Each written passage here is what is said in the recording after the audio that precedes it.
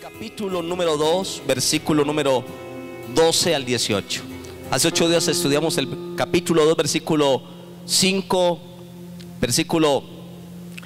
al 11, y hablamos del Cristo incomparable, de que lo que es Cristo, cómo Dios lo exaltó y todo lo que hizo. Y ese es nuestro modelo de vida. Ahora vamos a hablar este tema que espero que Dios lo pueda colocar en tu corazón, que Dios haga que te penetren estas palabras profundamente, que Dios te pueda bendecir profundamente a través de esto, y que encuentres en la vida y entiendas que Dios tiene un plan para ti. Amén. Diga conmigo: Dios tiene un plan para mi vida. A ver, una vez más, levante su mano derecha, diga conmigo: Dios tiene un plan para mi vida. Porque el tema que quiero compartir en esta mañana se llama así: el plan de Dios para tu vida. Y en Filipenses capítulo 2, versículo 12 al 18, yo encuentro en las líneas de estos versículos que Dios tiene un plan para mi vida, y que el deber de todo ser humano, de todo hombre o mujer, debe ser ubicarse y centrarse en el plan que Dios tiene para su vida. Es muy triste, hermano y hermana, vivir la vida sin un plan, sin un proyecto, sin un propósito, sin saber por qué estamos aquí. Permítame entonces leer el texto. Vaya conmigo, Filipenses capítulo 2, versículo número 12 al versículo número 14, y dice la escritura: por tanto, amados míos, como siempre habéis obedecido, no como en mi presencia solamente, sino mucho más ahora en mi ausencia, ocupaos en vuestra salvación con temor y temblor, porque Dios es el que en vosotros produce así el querer como el hacer por su buena voluntad.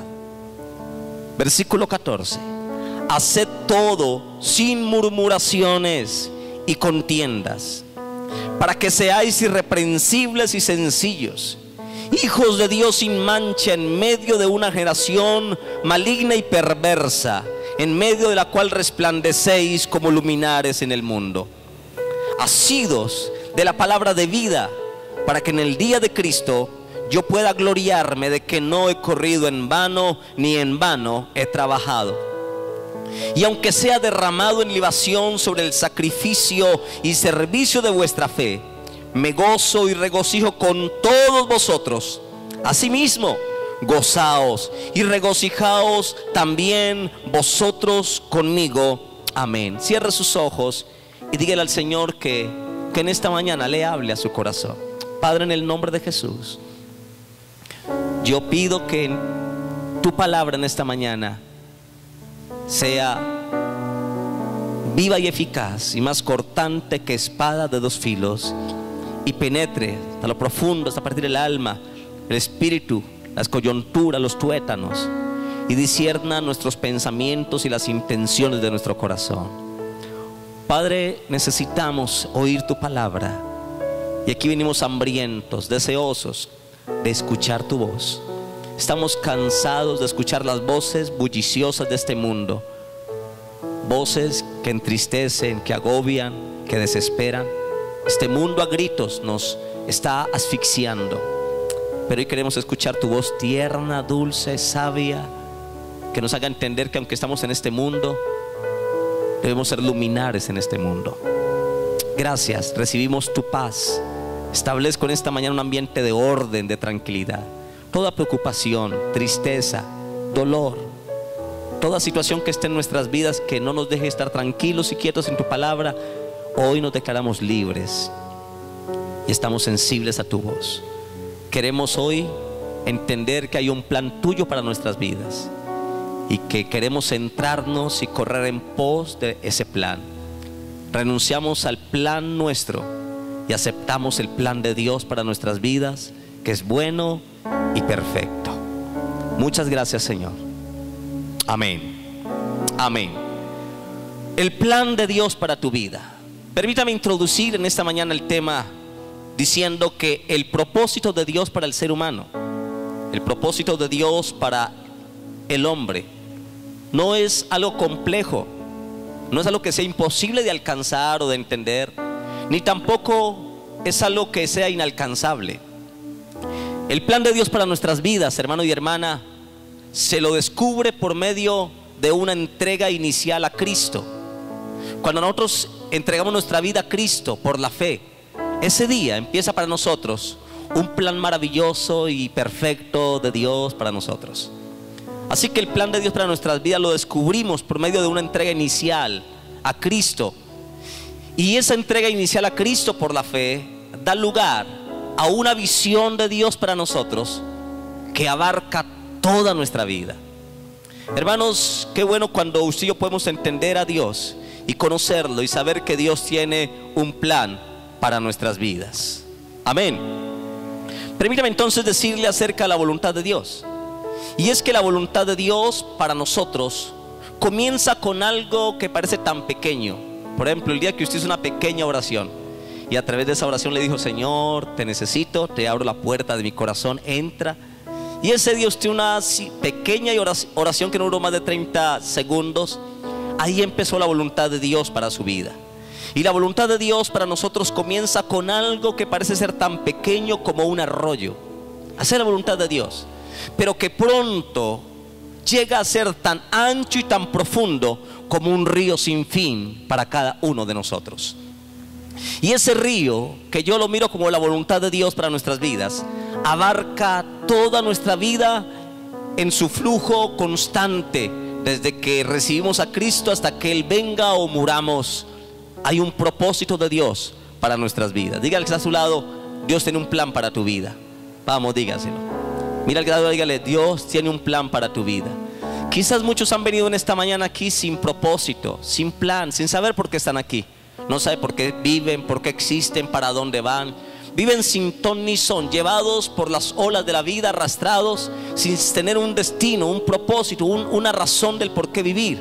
Pero permítame entonces hablarle en esta mañana. La Biblia presenta a Dios como el maestro arquitecto. Así presenta la Biblia a Jesucristo. La Biblia dice que hay una ciudad que tiene fundamentos, cuyo arquitecto y constructor es Dios. Así que Dios es mostrado en la Biblia como el maestro arquitecto. Y ese maestro arquitecto de nuestras vidas traza un plan perfecto para cada persona. Hermano y hermana, déjeme decirle algo en esta mañana. Hay un plan perfecto trazado por Dios para su vida. Amén. Hay un plan perfecto trazado por Dios para cada persona. Y la meta del ser humano, la meta del hombre, la meta suya y mía debe ser la de ubicarnos dentro de ese propósito de Dios. Hay mucha gente que está fuera del propósito de Dios. Vive como le da la gana, vive de cualquier manera, no rinde cuentas, vive sin razón de vivir y vive de cualquier locura. Nuestra meta entonces debe ser la de ubicarnos dentro del propósito y el plan eterno y perfecto de Dios para nosotros. Cuando lo hagamos, solo entonces la vida puede ser vivida de acuerdo al propósito pleno y determinado por Dios. Cuando conocemos el plan de Dios para mi vida y yo me centro en él y entro en ese plan de Dios, comienzo a vivir lo que la Biblia le llama en Juan 10:10 la vida abundante. La Biblia dice que Cristo vino para que tengamos vida y para que la tengamos ¿cómo? En abundancia. El plan de Dios para nuestra vida incluye eso, una vida plena, una vida maravillosa. Permítame decirle algunos, ¿cómo lo digo? Algunas cosas que incluye el plan de Dios para nosotros. Permítame hablarle de lo que incluye el plan de Dios para nuestras vidas. Y quiero que usted lo entienda. Primero, es que el plan de Dios para nuestras vidas incluye progreso. ¿Qué incluye el plan de Dios para nuestras vidas? Incluye progreso. Dios quiere que yo en la vida cristiana progrese, avance, crezca, me supere. Y cuando yo entiendo que el plan de Dios para nuestra vida incluye progreso, nunca habrá en mi vida una mentalidad de estancamiento, una mentalidad de mediocridad, una mentalidad de conformarme con lo que tengo y ya quedar satisfecho. No. La Biblia me dice a mí que el plan de Dios para la vida de cada uno de nosotros incluye progreso. Versículo 1 y versículo 2, vamos a mirar a qué progreso se refiere. Aunque yo lo defino en todas las áreas de nuestra vida. Dios quiere que tú progreses familiarmente. Dios quiere que tú progreses espiritualmente. Dios quiere que progreses económicamente. Quiere verte bendecido. Dios quiere verte progresar intelectualmente, en relaciones, en lo que tengas. El plan de Dios para nuestras vidas incluye progreso. Y el versículo número 12 dice: por tanto, amados míos, como siempre habéis obedecido, no como en mi presencia solamente, sino mucho más ahora en mi ausencia, ocupaos en vuestra salvación con temor y ¿qué más?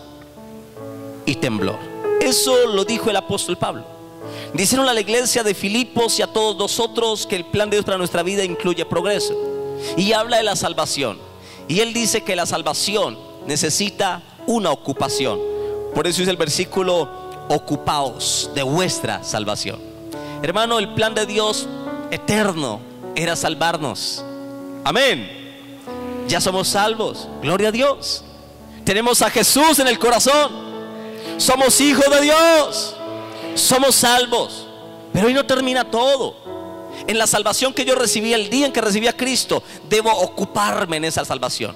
El día en que recibió a Cristo comenzó una salvación maravillosa, pero que requiere de toda la vida en que yo me debo ocupar de ella todos los días. Y la Biblia dice que me debo ocupar de mi salvación con temor y con temblor. No puedo conformarme con que ya recibí a Cristo, voy a una iglesia y ya, no. Debo ocuparme en la salvación. Y la Biblia dice que mi ocupación en la salvación debe ser con mucho temor y con mucho temblor. Amén. Quiere decir que la meta del cristiano va más allá de ser perdonado de su pecado. Dios lo perdonó y está dentro del plan de Dios perdonarnos. Pero la meta de Dios para mí como hijo de Dios va más allá de ser perdonado del pecado. La vida espiritual del cristiano, desde el día en que recibe a Cristo, debe irse extendiendo sin cesar y sin parar. En otras palabras, mis queridos, no debemos satisfacernos con una vida monótona y estancada. Debemos progresar, porque el plan de Dios para mi vida incluye progreso. Incluye que yo honre, valore la salvación que tengo y me ocupe en ella todos los días con temor y temblor. Hay mucha gente que recibe a Cristo pero nunca valora su salvación. Gente que toma, bebe, se emborracha, adultera, hace de todo, hermano, y nunca se ocupan en su salvación. Y la Biblia dice que yo me debo ocupar de mi salvación. ¿Cómo me debo ocupar de ella? Con temor y ¿qué más? Con temor y temblor. Mi pregunta que yo le hago a usted, hermano: desde el día en que recibió a Cristo hasta el día de hoy, ¿ha progresado? ¿Ha habido un progreso en su vida? ¿En su salvación ha habido progreso? ¿Usted desde que recibió a Cristo hasta el día de hoy se ha ocupado en su salvación con temor y temblor? ¿Ha respetado a Dios? ¿Ha honrado a Dios? ¿Se ha alejado del pecado? Alguien puede decirle cómo has cambiado. Alguien que te vea te puede decir: te felicito, cómo has cambiado, wow, cómo eres y cómo eres. Que la gente pueda ver en nosotros que ha habido un cambio, un progreso, porque el plan de Dios para nuestra vida incluye progreso. La gente que te ve puede decirte: te felicito, cómo has cambiado. Caramba, cómo eras y cómo eres. Qué bendición, qué pasó en tu vida, cuéntame, ¿por qué ese cambio? Y que tú puedas tener allí la oportunidad de comenzar a compartirle de la experiencia maravillosa que Dios ha hecho en tu vida. Alguien que te vea te puede decir: has progresado. Ahora que llegues a tu casa, la gente te puede decir: wow, te veo distinto, has progresado. Veo que la forma de hablar tuya no es igual como antes. Antes decías groserías, ya no lo dices. ¿Qué te pasó? Y tú dices que he estado progresando, mi hijo. Estoy progresando. Estamos progresando. Amén. Entonces el plan de Dios para nuestra vida, ¿qué incluye? ¿Qué incluye? Progreso. Pero ¿cómo debe ser nuestro progreso? Primero, según la Biblia, nuestro progreso debe ser hecho con cautela, porque muchos han malentendido, malinterpretado la palabra progreso. Y muchos, cuando utilizamos la palabra progreso, de una se me viene a la mente signo pesos. Progresar económicamente, progresar con plata, tener plata, no importa de qué manera, pero quiero progresar. Y hoy mucha gente ha querido progresar económicamente vendiendo sus principios, vendiendo los valores de su salvación, vendiendo los valores del reino. Y cuando hablamos de progreso, inmediatamente se nos viene a la mente el signo pesos. No, hermano y hermana, aunque está incluido, la palabra progreso es integral. Amén. Incluye el progreso moral de tu alma, el progreso en tu vida espiritual, el progreso en todo, aún lo económico, pero no se queda allí. Y muchos creen que progresar se refiere económicamente, y por eso, por conseguir plata, venden droga, hacen malos negocios. Yo he visto cristianos que se han prestado de mulas para transportar droga. He visto cristianas, hijas de Dios, creyentes, que se han ido para otro país a vender sus cuerpos como prepago, y desde allá mandan plata y han progresado económicamente a su familia, y le han comprado casa a la mamá. ¿Pero a costa de qué? ¿De sus principios, de su honra? ¿A costa de qué su progreso? No, la Biblia me dice que mi progreso debe ser hecho con cautela. ¿Cómo debe ser nuestro progreso? Hecho con cautela, o sea, con mucho temor y temblor. Si vas a progresar en tu vida, debes ir revisando cada día que tu progreso sea acorde a la voluntad de Dios. No que estés progresando a la carrera de este mundo, porque el diablo te puede ofrecer muchas cosas. El diablo le ofreció progreso a Jesús después de terminar un ayuno, y le dijo: todo esto te daré si postrado me adorares. Si eres el Hijo de Dios, haz esto y aquello, lánzate, te doy fama. Satanás le ofreció progreso a Jesús, pero era un progreso que iba en contra de lo que Dios dice en su palabra. Muchos quieren progresar a costa de vender los principios. Muchos cristianos quieren progresar montando un estanco, vendiendo licor, vendiendo droga. No, mi hijo. El progreso espiritual, aunque incluye el económico, incluye otras cosas más, como la vida en familia. Que tu familia progrese, que en tu familia haya amor, haya unidad, se sienten a comer y a dialogar. Eso es progreso. Que digo, en mi casa nunca hablábamos, nunca nos sentamos todos con familia a hablar, pero ahora ya nos sentamos. De que hemos recibido a Cristo, ya nos sentamos, hablamos. Eso es progreso, hermano. En una sociedad donde la familia está tan difícil y se está deteriorando, que nuestra iglesia progrese en familias sólidas, en familias bendecidas por Dios. Amén. Nuestro progreso entonces debe ser hecho con cautela. El texto aconseja al creyente que trabaje en su salvación ¿con qué? Con temor y ¿qué más? Y temblor.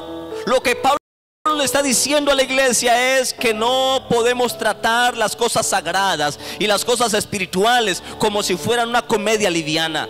Eso no es un juego, hermano.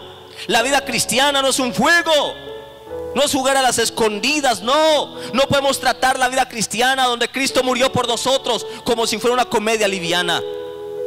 Cristo, para salvarnos y darnos una vida con propósito, tuvo que dar su vida por nosotros, y yo valorar lo que costó mi salvación. Amén. Él se hizo pobre para que con su pobreza yo fuera enriquecido. Él murió para que en su muerte yo tuviera vida. Si mi progreso costó la vida del Hijo de Dios, yo debo valorar con temor y temblor mi progreso espiritual. Así que no podemos tratar las cosas sagradas espirituales como si fuera una comedia liviana. Muchos ven la vida cristiana como algo liviano. Van a la iglesia, salen del culto y se van a bailar, se van a tomar, se van a beber. ¿Usted cree que la vida cristiana es eso? Si murieras en ese momento, si diera un paro cardíaco, un accidente, ¿qué pasaría donde murieras en ese momento? ¿Qué cuenta le darías a Dios? ¿Cómo has tomado tu vida cristiana?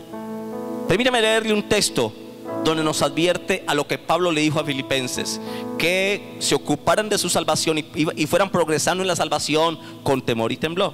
Que se ocuparan en ella y que fueran progresando todos los días, pero con temor y temblor.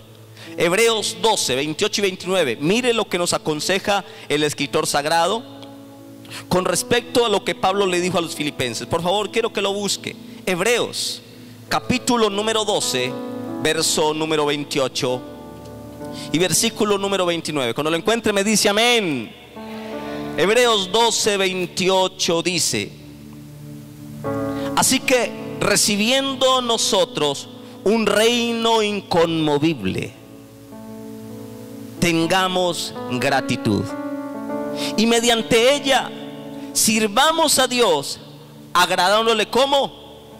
Con temor y reverencia, porque nuestro Dios es fuego consumidor.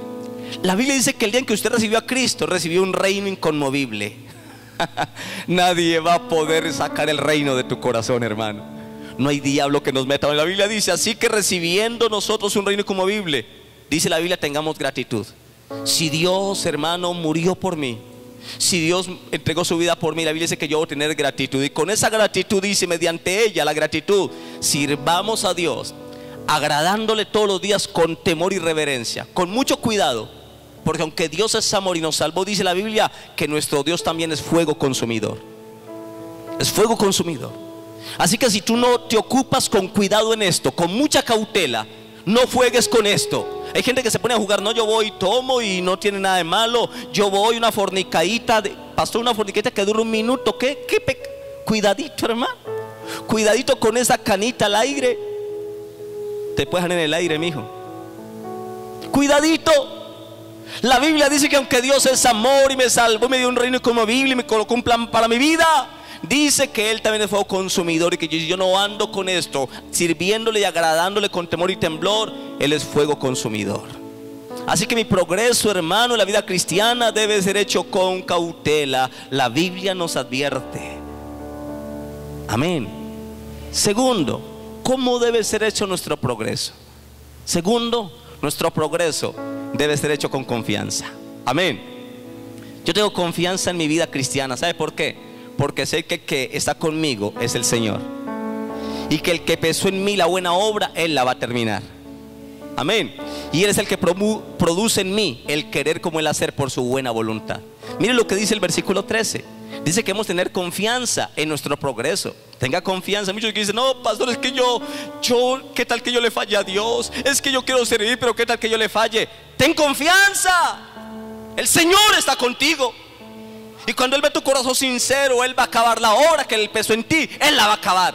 Solamente que tú te dispongas. El versículo 13 de Filipenses 2, el versículo 13 dice: porque Dios, ¿quién? Dios. Porque Dios es el que en vosotros produce así el querer como el hacer por su buena voluntad.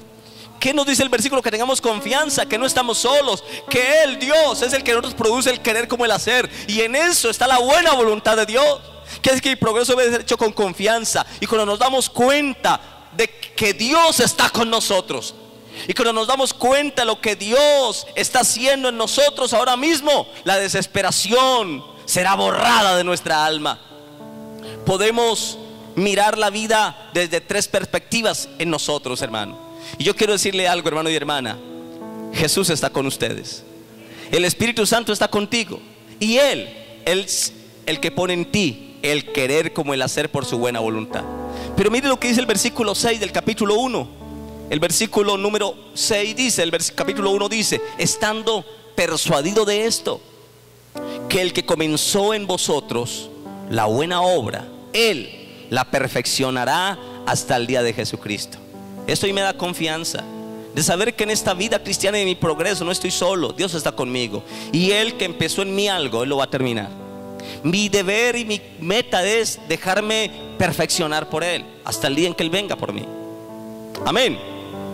Ahora, si la vida incluye progreso y nuestra vida está en esta perspectiva, yo puedo mirar nuestra vida desde tres perspectivas: pasado, presente y futuro. Vamos a mirar lo que pasó en nuestro pasado. En mi pasado ocurrió más o menos hace unos 27, 28 años atrás, cuando yo recibí a Cristo en mi corazón. Desde ese día mi pasado tuvo un cambio. Desde ahí empezó un presente que hasta hoy me ha traído. Vamos a hablar del pasado. Dios nos salvó en algún momento histórico del pasado. En mi historia pasada, hace 28 años más o menos, ocurrió mi salvación. Amén. Fui a una iglesia, recibí a Cristo en mi corazón, y nunca cambio esa experiencia que tuve hace 28 años, hermano. Lloré, derramé mi corazón por lo que Dios hizo, cómo cambió mi vida, hermano, y cómo Él hasta el día de hoy me ha bendecido.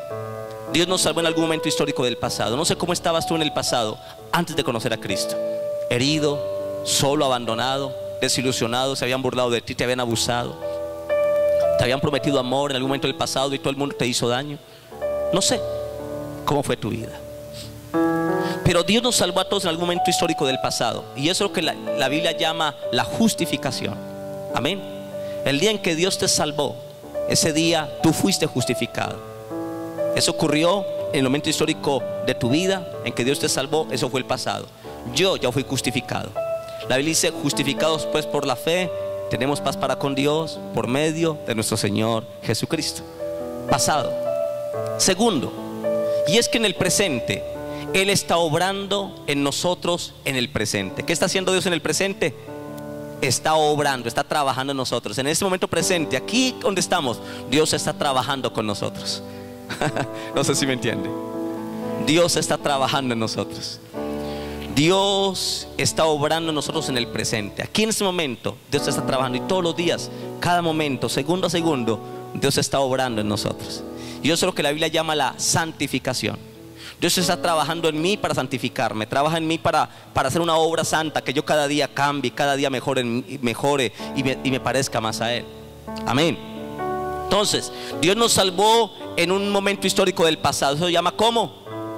La justificación. Segundo, Dios está trabajando en nosotros en el presente. Eso se llama ¿cómo?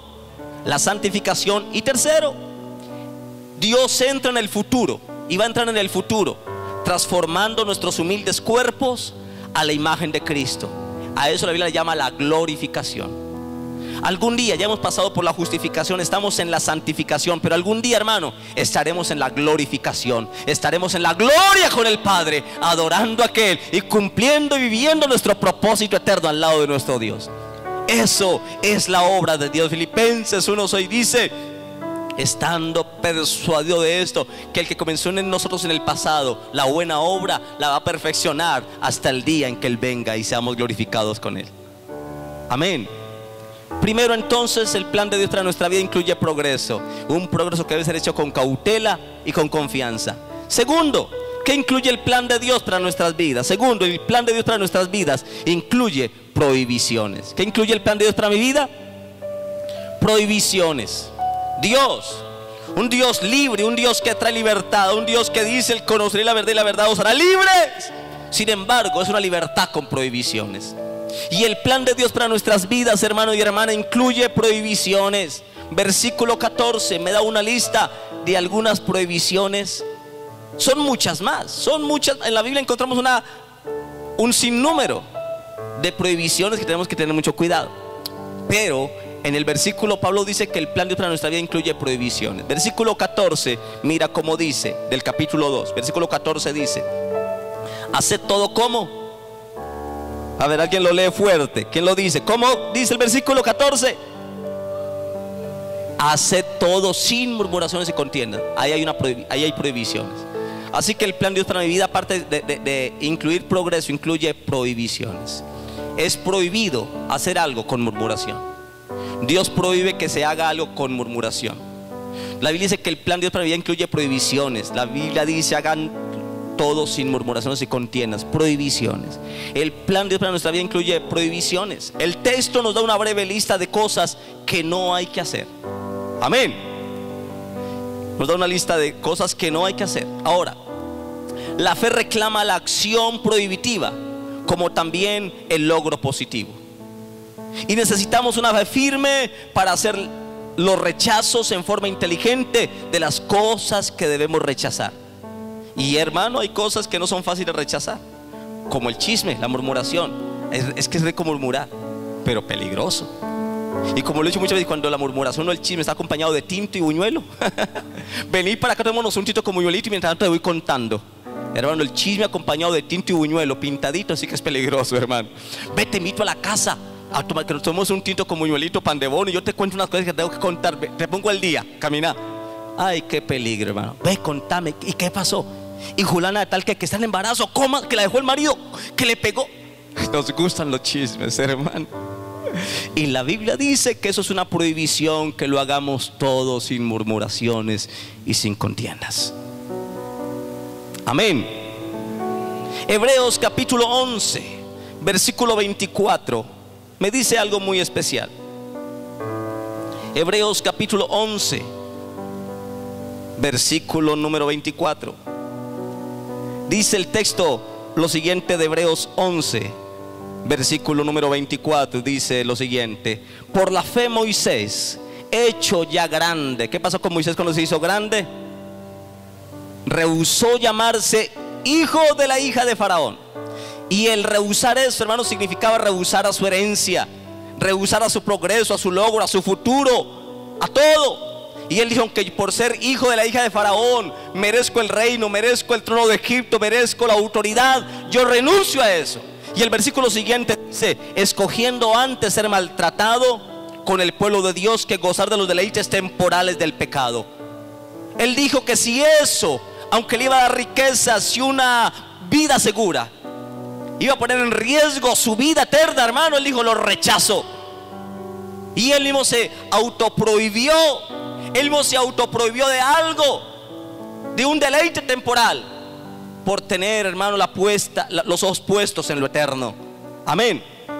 Permíteme hablar de la primera prohibición que el plan de Dios para nuestras vidas incluye. Primero, la murmuración.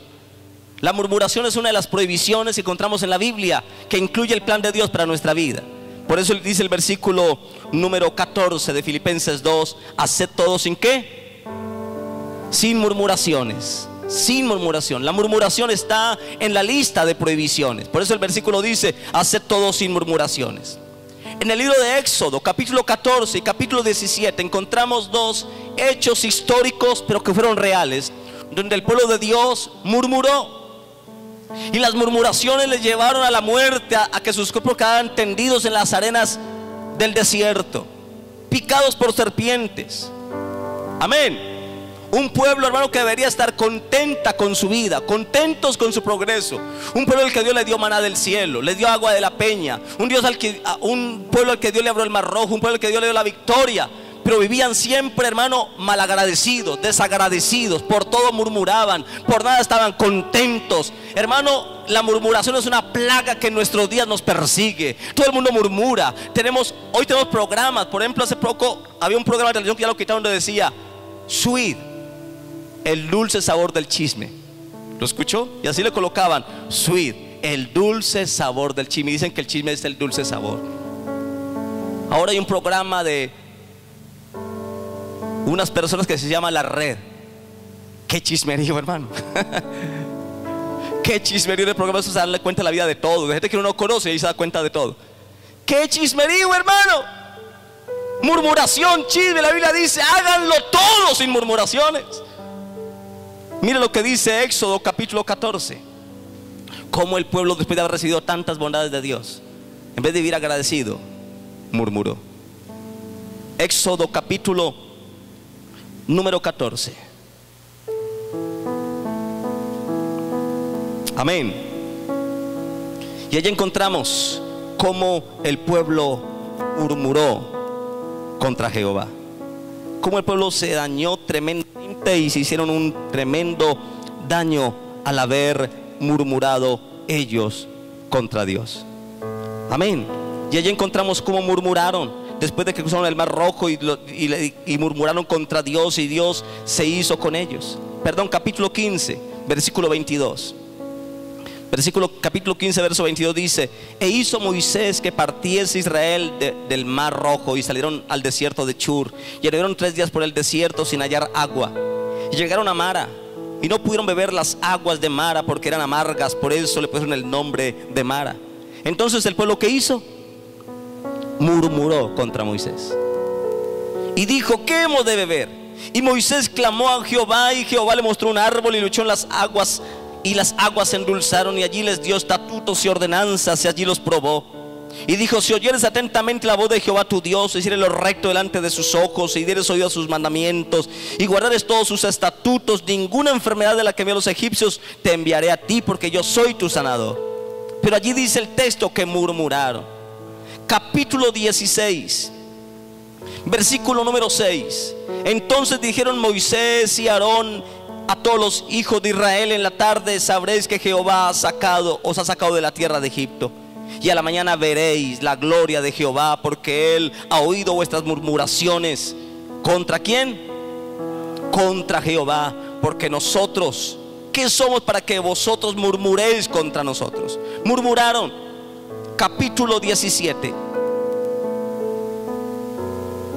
versículo 1. Y toda la congregación de los hijos de Israel partió del desierto de Sin por sus jornadas, conforme al mandamiento de Jehová, y acamparon en Refidim, y no había agua para que el pueblo bebiese. Y altercó el pueblo con Moisés, y dijeron: danos agua para que bebamos. Y Moisés les dijo: ¿por qué alterquéis conmigo? ¿Por qué te tentáis a Jehová? Así que el pueblo tuvo allí sed, y murmuró contra Moisés, y dijo, y comenzaron a murmurar. El pueblo de Israel, hermano, fue un pueblo terco, un pueblo que todo lo que hacía lo hacían con murmuraciones. Si usted le viene el texto histórico, hermanos, la Biblia dice que la murmuración está dentro de una de las listas que Dios abomina. Dios abomina la murmuración, porque la murmuración, hermano, estanca nuestro progreso espiritual. Amén. La Biblia dice que María y Aarón murmuraron contra Moisés a causa de la mujer cusita. Y cuando María murmuró de Moisés, ¿cómo se llenó? De lepra. Y el pueblo se tuvo que detener 7 días hasta que ella se purificaba de la lepra. Y tuvieron que parar el progreso, no pudieron avanzar. Hermanos, si hay algo que detiene el progreso del pueblo de Dios, es la murmuración. Detiene nuestro progreso. No sabemos cuánta maldición trae, pero es tan común. ¿Y sabe por qué no somos tan fáciles para murmurar? Por eso es que la murmuración entretiene y agrada al oído. Y como lo dije ahora, cuando va acompañada con tinto y buñuelo, pan de bono, sí que más nos gusta hablar de otros, hermanos. Pero la Biblia dice que la murmuración está dentro de la lista. Y en Éxodo muestra cómo el pueblo murmuró y sus quejas les costaron la herencia terrenal y murieron en las arenas del desierto. Allí murieron por causa de la murmuración. Segunda prohibición que incluye el plan de Dios para nuestras vidas. Y la segunda prohibición es las contiendas. El versículo 14 de Filipenses capítulo 2 dice: haced todo sin murmuraciones. ¿Y qué más? Y sin contiendas. La contienda entonces, o el pleito, la rivalidad, está dentro de la lista de las cosas que Dios prohíbe en nuestro progreso espiritual. Haced todo sin contiendas. ¿Cuántas cosas hacemos, hermano? Y es para contender. Hacemos cantidad de cosas para que nos vean, para contender, para sacarle rabia a otros. Hoy la gente se mata y hacen cosas. Y nuestras iglesias no son la excepción, hermano. Hay gente que dice: ese canta, pero yo canto mejor que él. Donde no me han escuchado a mí cantar, donde me vengan a mí cantar, me dan el puesto a mí. Y a veces cantamos no para Dios, sino para que nos vean, para contender con otros. Amén. Y la Biblia dice que una prohibición dentro de nuestro progreso espiritual están las contiendas. Y la pregunta es: ¿a quién edifica una fuerte discusión? ¿A quién edifica la contienda? A nadie, hermano. Hoy la gente se mata por pelea, la gente se mata por contender. Hoy ocurre eso. En Éxodo 33 encontramos la historia hermosa, bueno, no tan hermosa, pero que terminó con un final feliz.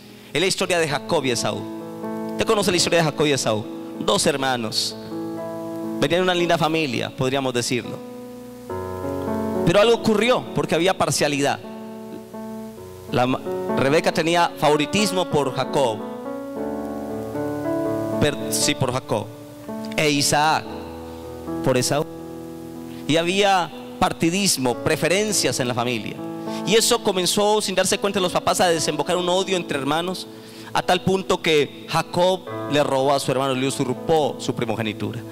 Cuando Esaú se dio cuenta de eso, se llenó de un odio que juró matar a su hermano y no descansar hasta no matarlo. Y Jacob lo vio tan decidido a su hermano que lo iba a matar, que le tocó huir de su casa, ser un fugitivo de su familia, aislarse de la presencia de su madre que tanto lo quería, de su padre que no lo quería tanto como su madre, pero lo quería. Le tocó sufrir, hermano, le tocó sufrir. Y allá en medio del sufrimiento Dios tenía un plan de Dios para él. Y lo lindo es que en medio de nuestra vida, en medio de nuestros errores, Dios tiene un plan para cada uno de nosotros. Amén. A pesar de nuestros errores, pecados, cosas que cometemos, Dios sigue teniendo un plan con nosotros. Y Dios tenía un plan con Jacob y un plan con Esaú. Así que a los años Dios cumple un plan maravilloso con Jacob. Lo prospera, consigue una buena mujer, se casa. Y allí con Raquel, cuando se casa, Dios lo prospera en tal manera que con el tiempo su hermano aún tenía rabia, pero había algo. Y cuando Esaú se dio cuenta que su hermano venía hacia él, Esaú se fue al encuentro de su hermano. Pero miren lo que dice la historia. Quiero que lo lea cómo terminó esta hermosa historia de 2 hermanos que se odiaban hasta la muerte. Éxodo capítulo 33, versículo 4. Pudo haber terminado en una tragedia esta situación. Pudo haber terminado en una tragedia de muerte, que un hermano matara a otro como hoy ocurre. Pudo haber terminado. Pero gracias a Dios, hermano, ¿a quién edifica una fuerte discusión? Génesis 33, versículo número 4. No es, allí dice Éxodo, pero no es Éxodo, es Génesis. Génesis 33, versículo número 4. Génesis 33, versículo 4 dice: Pero Esaú corrió a su encuentro y le abrazó y se echó sobre su cuello y le besó y lloraron. Wow. Una historia que puede haber terminado en tragedia, en la muerte de dos hermanos, en el dolor de dos padres. Terminó hermosamente la historia, hermano. Decidieron perdonarse. En vez de seguir peleando y en contienda, decidieron perdonarse, hermanos. Amén. Y la historia dice que ellos, cuando Esaú vio a su hermano Jacob, corrió hacia él, se tiró encima de él, le besó en su cuello y le perdonó. Y ambos se abrazaron, se besaron y ambos lloraron, tratando de recuperar los años perdidos por causa de las contiendas. Hermano, las contiendas, los pleitos, las peleas, ¿cuántos nos han dañado, hermano? ¿Cuántas iglesias dañadas por contiendas? ¿Cuántas familias destruidas por contiendas? Hermanos que se han matado porque no se la llevan bien. Contiendas. Y la pregunta es: ¿a quién edifica una fuerte discusión? Yo creo que todas las historias, hermano, deberían terminar como terminaron Esaú y Jacob, con bendición, hermano. Amén. Y la pregunta es: ¿no debería terminar así toda comunión rota? Cuando hemos tenido una comunión rota, ¿no terminar así? A mí me alegró mucho que César y Natalia hayan venido a mí a buscarme y luego hayan parado aquí hace 8 días. Qué rico, hermanos, iban a terminar algo que se rompió por algún momento. Nuestra tendencia es a que nuestras relaciones se rompan por alguna circunstancia, pero qué bueno cuando, a pesar de situaciones que ocurren, volvemos a reivindicarnos y a terminar bien. No debería terminar así toda comunión rota. Debemos renovarnos y debemos hermosear nuestras vidas, librándonos de contiendas y librándonos de todo pleito y contienda, y andar bien con nuestros prójimos, con todo el mundo. Amén. Y esta es una parte importante del plan de Dios para nuestras vidas. Hermano, el plan de Dios para nuestras vidas incluye progreso e incluye prohibiciones. Aunque nos falta mucho el tema, yo quiero parar aquí. Lo invito para que entre 8 días traigas ese material y vamos a terminarlo. Pero yo quiero decirle algo, hermanos. Dios tiene un plan para nosotros. Y el plan de Dios, que es perfecto, un plan de Dios que no es imposible ni es complejo, sino que se le descubre por medio de una entrega inicial a Él. Y que nuestro trabajo y nuestra meta debe ser la de ubicarnos dentro de ese plan maravilloso de Dios. Incluye esas dos cosas hasta ahora: progreso. Un progreso que debe ser hecho con cautela, con temor y temblor. Amén. Y con confianza, sabiendo que el que empezó en nosotros la buena obra la va a perfeccionar hasta el día de Jesucristo. Amén. Sabiendo que Dios es el que produce en nosotros el querer como el hacer por su buena voluntad. Y cuando yo sé que Dios está conmigo y yo debo tener confianza que Él está conmigo, puedo hacer las cosas tranquilamente. Y lo segundo, que el plan de Dios para nuestras vidas incluye prohibiciones. La murmuración está dentro de la prohibición de Dios. Hermano, nunca murmures de nadie, ni de tus líderes, ni de tus pastores, ni de tus hermanos. A mí me parece tan feo ver mujeres hablando mal de sus maridos. Qué feo es, hermano. Mujeres hablando mal de sus maridos, hermano. Y ver maridos hablando mal de sus esposas. Ver hijos hablando mal de sus papás, con otra gente que no son nada, hablando mal de sus papás, por aquel que les ha dado. No son perfectos, cometen errores, pero ¿por qué murmuramos, hermano? ¿Por qué murmurar? Si entendiéramos el daño que hace la murmuración, hermano, colocaríamos una prohibición tremendamente, una barrera a ese sentido. Y segunda prohibición que incluye el plan de Dios para mi vida es: ¿qué cosa? Las contiendas. Deja de pelear. Si te gusta tu pelear en tu casa y todo el tiempo mantienes peleando, deja la contienda, deja la pelea. Termino con un versículo acerca de las contiendas. Proverbios 22, versículo 10. Proverbios capítulo 22, versículo 10. Y aquí dice que debemos echar fuera al escarnecedor, dando a entender que las contiendas tienen una influencia espiritual, tienen una injerencia espiritual. La Biblia le llama a esa injerencia escarnecedor, que tiene como un sentido de algo demoníaco. Quiere decir que si alguien está detrás de las contiendas y de los pleitos, es Satanás. Si alguien quiere vernos peleando como iglesia, agarrados como iglesia, si alguien quiere vernos peleando como familia, es el mismo diablo, el escarnecedor. Mire lo que dice Proverbios capítulo 22, versículo número 10. ¿Ya lo encontró? Y dice el texto 22, 10. Dice: echa fuera al escarnecedor. Y cuando se echa fuera esto, este ente espiritual, dice, y saldrá, ¿qué cosa? La contienda, y cesará el pleito y la afrenta. Quiere decir que todo pleito, toda contienda y toda afrenta está detrás, o detrás de eso hay un escarnecedor, hay un ente espiritual, una influencia demoníaca. Si alguien quiere vernos peleando en afrentas y contiendas, ver las iglesias divididas, ver que pastores se odien, ver que hermanos se vayan de iglesia en iglesia, que porque no le cayó bien tal hermanito, es el mismo diablo.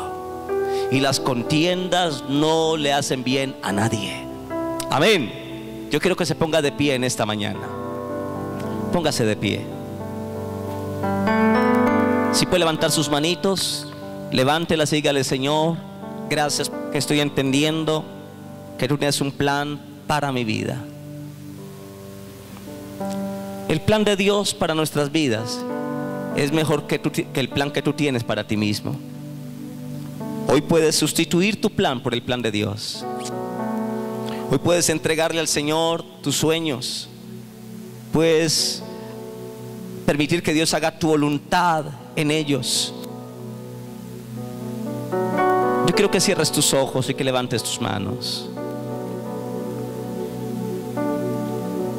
Quizás alguno ha venido hoy a este lugar y ha venido caminando sin ningún plan, sin progreso.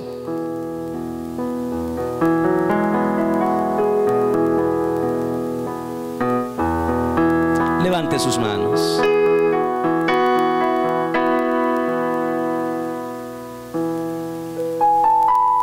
Y piensa en esta palabra, hermanos. Plan de Dios para tu vida. Quizás has venido hoy a este lugar sin ningún propósito, sin ningún plan. Andas sin ton ni son en la vida. Hoy es un tiempo para que tú recibas de Dios el plan para ti. A veces podemos vivir en la vida sin propósito, sin razón, y conducirnos como las olas del mar, arrastradas por las circunstancias, echadas de una parte a otra. La Biblia dice que eso no tiene propósito de vida. Pero cuando tú y yo tenemos que Dios tiene un plan para nosotros, y que ese plan incluye un progreso para mí. Dios quiere verte progresar, hermano. Y no solamente incluye el signo pesos. Económicamente, cuando la gente habla de progreso, inmediatamente piensa en la plata. Dios quiere verte progresar en tu economía. Juan dijo: amados, yo deseo que seas prosperado en todas las cosas y que tengas salud, así como prospera tu alma. Dando a entender que la prosperidad económica y en todo lo demás depende de la prosperidad del alma. Yo no puedo prosperar o pedirle a Dios que prospere económicamente a costas de mi alma que se está secando. El plan de Dios para tu vida incluye progreso. Y Dios te llama a progresar en tu vida espiritual. Que si alguien te ve hoy, en la tarde, en la noche, mañana, estos días, que la gente al mirarte te diga: hombre, te he visto que has progresado, te he visto cambiar. ¿Cómo has cambiado? Te felicito por tu forma de vida. Que el plan de Dios entendamos que incluye progreso. Un progreso que debe ser hecho con cautela, con temor y temblor, pero también con mucha confianza, sabiendo que Dios, que empezó en nosotros la buena obra, Él la va a perfeccionar hasta el día en que Él venga. Todos tenemos un plan humano. Planes que a veces nos hacen llorar, nos hacen cometer errores, nos hacen tener pérdida. Todos hemos cometido errores. ¿Y sabe por qué hemos cometido tantos errores? Porque tenemos planes muy nuestros, que nunca hemos involucrado a Dios en nuestros planes. Es más, hemos anulado con nuestros planes el plan de Dios para nosotros. Pero yo considero, hermano, que Dios, a pesar de todas mis carreras, Dios sigue teniendo un plan para nosotros. Yo quiero hacerle un reto en esta mañana, a que le entreguemos a Dios nuestros planes, le entreguemos a Dios nuestros sueños y pidamos que su voluntad se haga en ellos, porque la Biblia dice que Dios es el que produce en nosotros el querer como el hacer por su buena voluntad. Podemos decirle al Señor que haga su voluntad y que queremos estar dentro del marco de su plan eterno y divino para cada uno de nosotros. Levante sus manos, cierre sus ojos y vamos a entregarle al Señor nuestros planes, nuestros sueños a Él.